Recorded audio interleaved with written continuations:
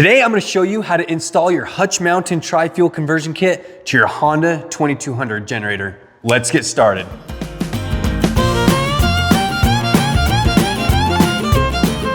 Let's go over the tools that are needed to install the conversion kit on your Honda generator. You're going to need a couple crescent wrenches, a 5/8 open-ended wrench, a Phillips screwdriver, 10mm socket and an 8mm socket, a black marker, tape measure, and then a step bit with a drill. Now, before we get too far into this install, let's make sure you got the correct kit for your generator. So when you ordered your kit, you should have got a plastic bag with the install guide inside of it and the regulator. Now on the Honda 2200, your install kit should be labeled 22 for 2200. So the first step of this process is now we're gonna mark and drill the hole on the top of the generator here. Now in the install guide, it has instructions for 2 holes. One's for the Honda 2000 and the 2200. If you're doing the Honda 2200, go ahead and skip the 2000 part and move forward right to the Honda 2200 drilling of the hole.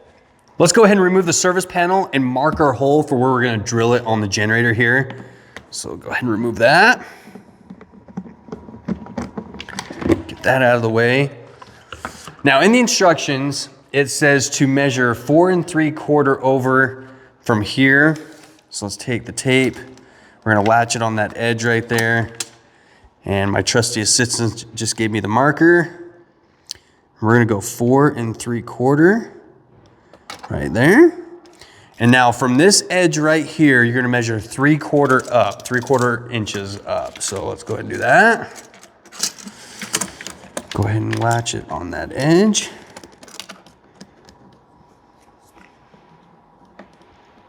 And go 3/4. Okay, there we go. Go ahead and just make a X right here so we know the center point of our hole is right there. Now that we have our hole marked, we're gonna go ahead and grab our drill with the step bit. Now, step bits are really awesome because they allow you to slowly progress the size of the hole to make sure you get that accurate size. Spade bits work as well if that's all you have, but a step bit's awesome. Okay, let's go ahead and do this and drill this hole. Okay, I think we got that drilled out. Let's just clean that hole up. Now, one thing that I like to do is take the hose on the inside the bag here,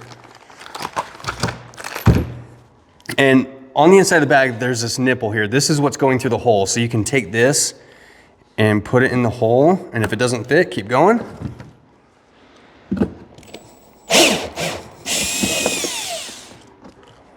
Clean those shavings away.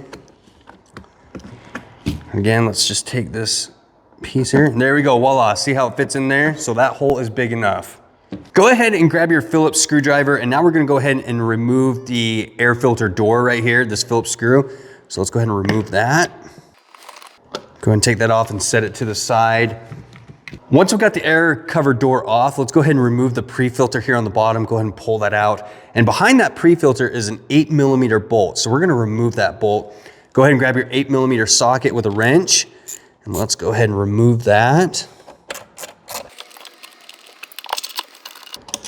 Okay, pull that out and set it to the side. Okay, once we have the 8mm bolt out of the air box here, we're gonna go up to the carburetor nuts here. These are 8mm as well, so grab your 8mm wrench again, and let's remove those.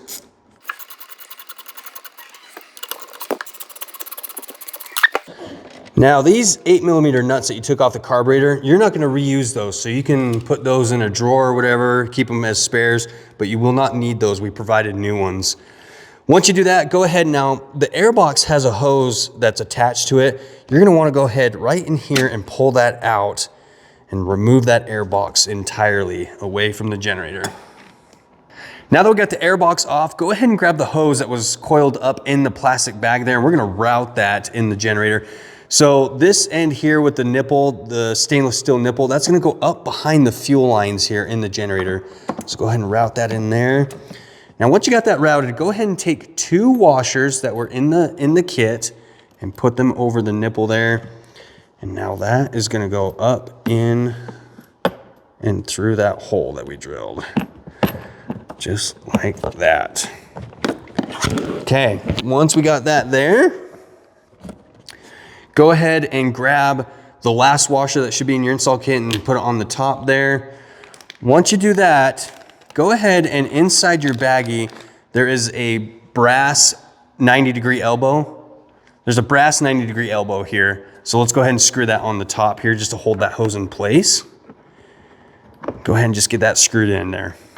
All right, now that we have this 90-degree brass fitting on here, let's go ahead and grab our 5/8 open-ended wrench and a crescent wrench here. We're gonna tighten this up. The 5/8 goes on the bottom here, inside there, and then we'll go ahead and put the crescent up here on the top.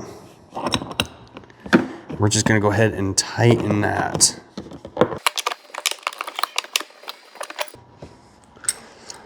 Now, once you've got this tight, go ahead and grab your 3/8 female quick connect that came in the install kit. Let's go ahead and screw that on there and get it finger tight.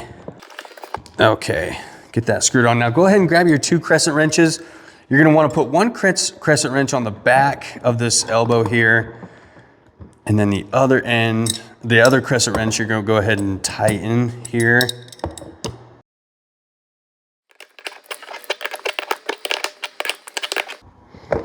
Okay, and like that. So once you get that tight, now you just wanna make sure the orientation of this is kind of in line with the gas cap here. Offset it just a little bit so you can get your hose in there, but that's what you're looking for right there. Now go ahead and grab the zip tie that was in the kit, and we're gonna zip tie the hose to the fuel line here. You don't wanna zip tie it to the actual fuel line, you wanna go behind this clamp here where it's solid. So let's go ahead and do that now.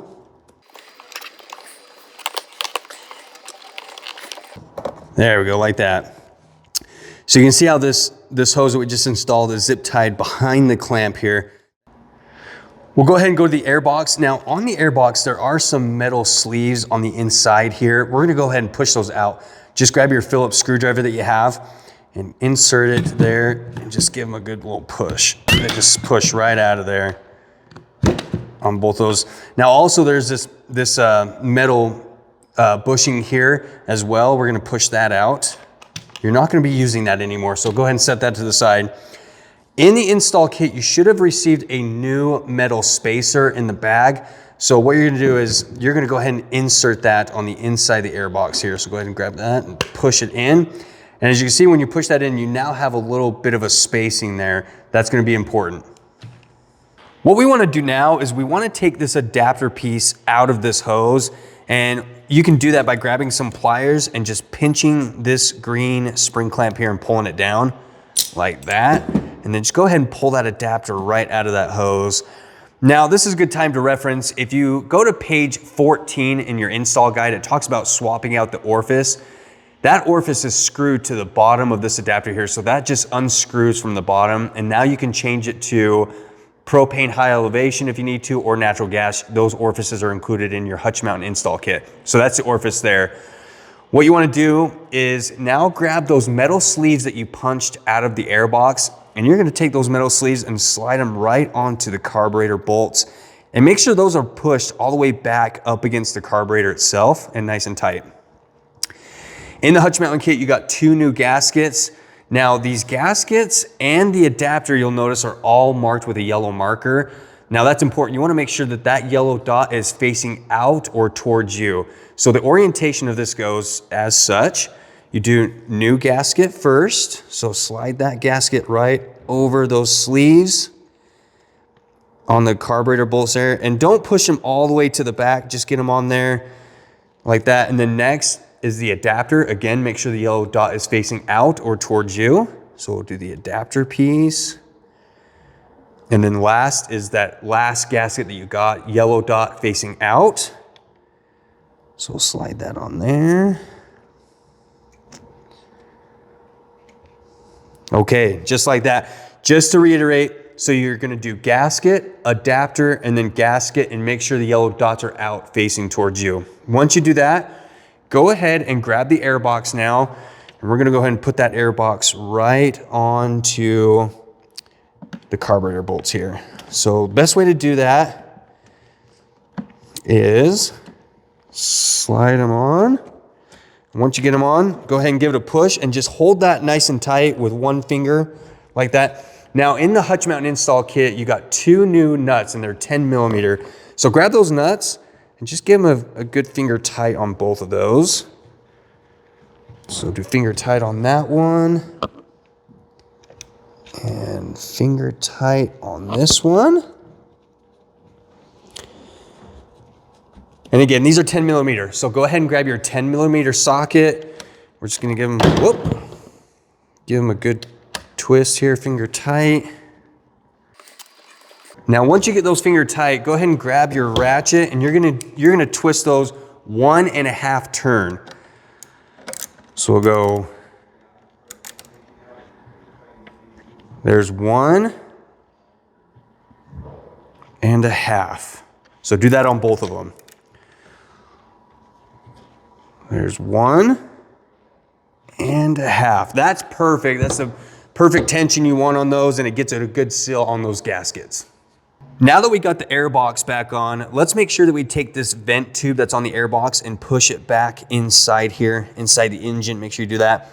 Now go ahead and take this hose that we installed and let's slide it back onto the adapter there. Take your pliers again and let's pinch this green spring clamp and slide it up to get that nice and secure there.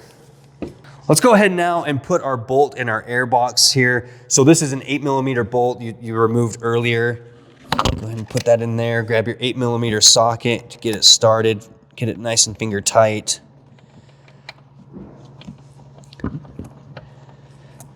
Okay, once that's finger tight, go ahead and grab your ratchet. And let's just get that a nice little snug. And like that, that's nice and snug there. Next, let's go ahead and put our pre-filter back in. So go ahead and grab that and slide it in. Go ahead and grab the cover for the air box. We'll go ahead and put that on there. This is a Phillips screwdriver here. So grab our Phillips and screw that on. And there we go, we got our air box all back together. Let's go ahead and put the service panel back on. So let's do that now. Now we got everything installed on the inside there. Okay, that service panel is back on and nice and good. Now what we're gonna do is we're gonna switch out this label here, this sticker. So let's do that. The best thing to do is use a heat gun to heat it up. So let's go ahead and do that.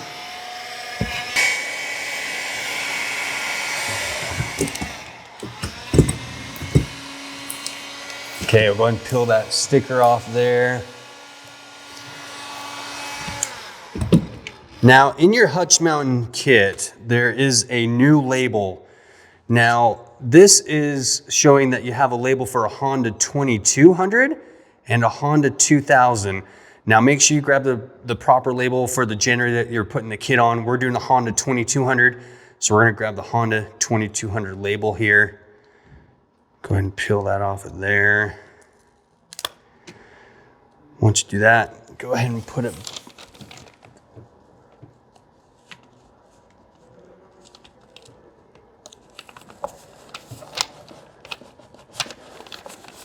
There you go. Now we got the new label on. This tells you where the selector knob needs to be to run it on propane, natural gas, or gasoline. You guys, congratulations and good work. You just installed your Hutch Mountain tri-fuel conversion kit on your Honda 2200 generator. If you have any questions about installation or the kit itself, please reach out to us here at Hutch Mountain. We want to make sure you and your family are taken care of.